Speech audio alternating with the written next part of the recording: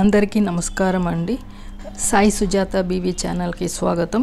ఈరోజు నేను మీకు నిప్పట్లు అదేనండి చెక్కలు అంటాం కదా, అవి చేసి చూపించాలి అనుకుంటున్నాను. ఇవి ఈ క్లైమేట్కి హాట్గా కరకరలాడుతూ ఎంతో క్రిస్పీగా ఎంతో టేస్టీగా ఉంటాయండి. ఇవి ఎలా చేసుకోవాలో చూద్దాము. ఇవి చేసే ప్రాసెస్ ఎక్కువ డిఫికల్ట్ కాదు, ఎక్కువ ఇంగ్రీడియంట్స్ కూడా అవసరం లేదు. చాలా ఈజీగా కొద్దిగా పిండితోని ఎక్కువగా చేసుకోవచ్చు. పిల్లలకి కొంచెం ఎక్కువ రోజులు ఉండే ఛాన్సెస్ కూడా ఉంటాయి. కాబట్టి ఇటువంటి ఒక స్నాక్ని ఎలా చేసుకోవాలో చూద్దాం. నేను ఒక 1/2 kg పైనే రైస్ ఫ్లోర్ తీసుకున్నాను. దాన్ని ఫస్ట్ జల్లించుకొని అందులో ఏం లేకుండా చూసుకోవాలి. తర్వాత పప్పులు 1 కప్పు, పల్లీలు 1 కప్పు తీసుకొని చిన్న కప్పుతో 1 కప్పు తీసుకొని బరకగా అంటే పలుకులుగా ఉండేలాగా మిక్సీ చూపిస్తున్నాను కదా, అలాగా పలుకులుగా ఉండే విధంగా మిక్సీ పట్టుకొని అందులో మిక్స్ చేసుకోవాలి.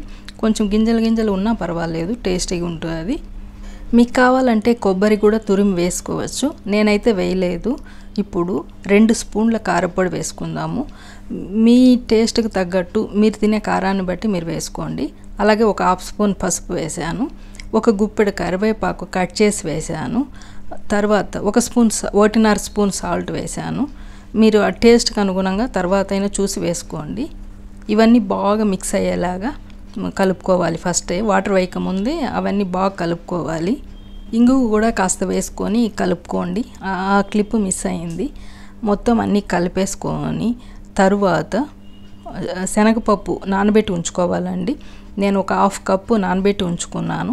ఆ నానిన శనగపప్పు నీరు వంచేసి ఇందులో వేసుకొని అది కూడా మనం మిక్స్ చేసుకోవాలి. బాగా అన్నీ మిక్స్ చేసుకున్న తర్వాత ఒక బౌల్లో ఒక 2 గ్లాసుల వాటర్ వేసి బాగా కాగబెట్టాలండి. మామూలుగా కాగబెట్టాలా, వేడి వాటర్ని వేసి కలుపుకోవాలండి.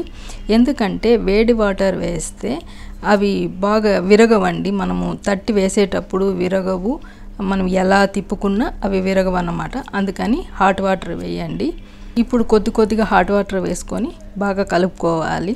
ఈ ఫుల్గా ఉందండి, కలపడానికి ఇబ్బందిగా ఉందని నేను బౌల్ చేంజ్ చేశాను. వేరే బౌల్లో వేసి హాట్ వాటర్ వేసి అంతా బాగా కలుపుకున్నాను.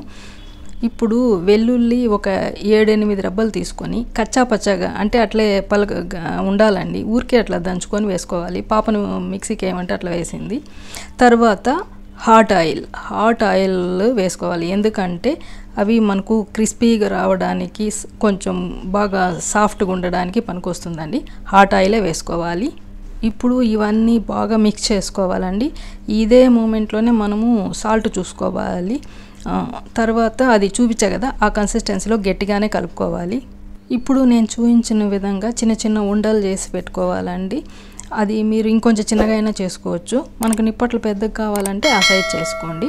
ఇప్పుడు నేను తట్టి చూపిస్తున్నా కదా, అలా తట్టుకోండి. ఫస్ట్ కవర్కి ఆయిల్ అప్లై చేసేయండి. మొత్తము ఒక మంచి నీట్గా ఉండే కవర్ తీసుకొని ఆయిల్ అప్లై చేసేసి మనం తట్టే చోట కూడా ఆయిల్ అప్లై చేసుకొని నేను చూపించిన విధంగా తట్టుకోండి. మరి మందం ఉండకూడదండి. మందం ఉంటే అది కొంచెం మెత్తగా ఉంటుంది. ఇక్కడ వాడపాలు అంటారు కదా, ఆ టైప్లో ఉంటుంది. మనకి ఎప్పుడైనా నిప్పట్లు కరకరలాడుతూ రావాలి అంటే కొంచెం పలసగానే ఉండాలండి. అవి ఏం పర్వాలేదు, మనం హాట్ వాటర్ వేసాం కాబట్టి తీస్తే నీట్గా వస్తుంది పలసగా ఉన్నా కూడా. కానీ తట్టుకునేటప్పుడు పలసగానే తట్టుకోవాలి. మీకు అది షేప్ రాలేదు అంటే ఒక బాక్స్ మూత ఉంటుంది కదా, దానితో తిప్పుకోండి, కరెక్ట్ మీకు షేప్ వస్తుంది.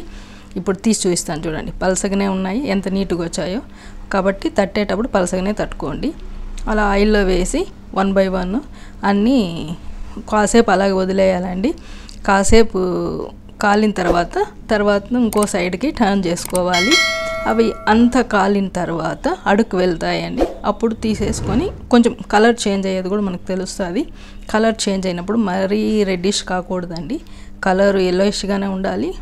కొంచెం కలర్ చేంజ్ అయినప్పుడు మనం తీసేసి పక్కన పెట్టుకోవాలి. అలా టర్న్ చేసుకోవాలండి. కాసేపు ఆగిన తర్వాత చూస్తున్నారు కదా, అలా అన్నీ నీట్గా మీడియం ఫ్లేమ్లో పెట్టి అన్నీ కాగిన తర్వాత తీసి పక్కన పెట్టుకోవాలండి. అన్నీ అలాగే వేయించుకోవాలి. అంతేనండి, ఎంతో టేస్టీ అయిన క్రిస్పీగా కరకరలాడుతూ ఉండే చెక్కలు రెడీ. ఇలాంటి చెక్కలను మీరు కూడా చేసుకొని తిని ఆనందిస్తారని ఆశిస్తూ ఇలాంటి మంచి మంచి వీడియోస్ కోసం సాయి సుజాత బీవీ ఛానల్ని సబ్స్క్రైబ్ చేసుకోండి. అలాగే లైక్ చేయండి, షేర్ చేయండి. Thank you so much. మీ సుజాత బీవీ.